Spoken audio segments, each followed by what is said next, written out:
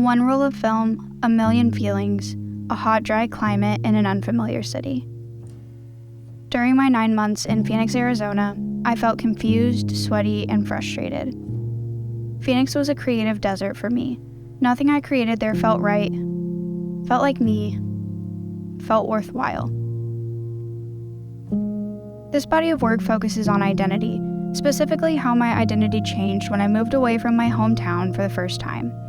The experience is now a small speck in the grand scheme of my life, but when I was wrapped up in the midst of it, I felt non-existent. Just completely and utterly out of place. Maybe it was heat stroke, or the unknown, or the rising housing prices, or the lack of trees. I'll never know for sure. One thing I did know was my inherent need to feel like this new city and environment were my home, like I was meant to be there. I began to place myself in the environment, working through my feelings while physically documenting my time in my new normal. Ultimately, I left Phoenix, and I never felt like my identity melded into the landscape the way I hoped it would.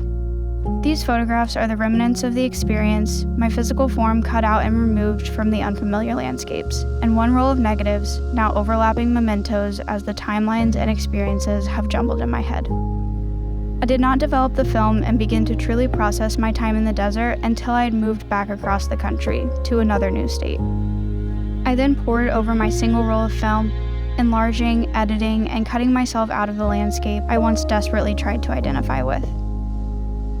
I chose to do this as a way of taking back the 9 months I lived in Phoenix and celebrating the growth I experienced there.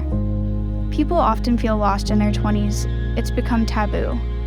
However, I'm beginning to see that we're never really lost. We just forget pieces of ourselves in the busyness of life. To be clear, this is not a project telling you to never visit or live in Phoenix, Arizona. This is not a hate letter to a city, but a love letter to the better parts of myself that emerged from the desert, a promise to leave the bad parts to rot in the sun and dirt and take what I had left with me. This was Phoenix to me, a time period of forgetfulness and misremembering. While many of my experiences in Phoenix were traumatic, I am thankful for the immense growth the city put me through. After all, what are we if not a product of our environment?